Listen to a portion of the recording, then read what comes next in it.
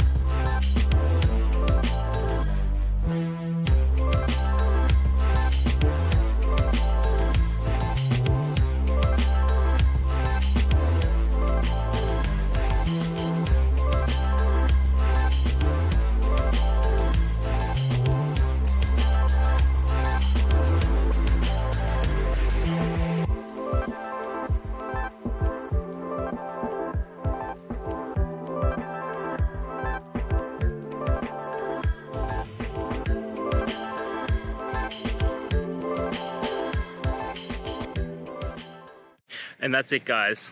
We've gone through. I hope you found your resolution and found the answer you were looking for.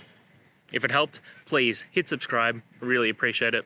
And be on the lookout for more technical help videos. Have a good one.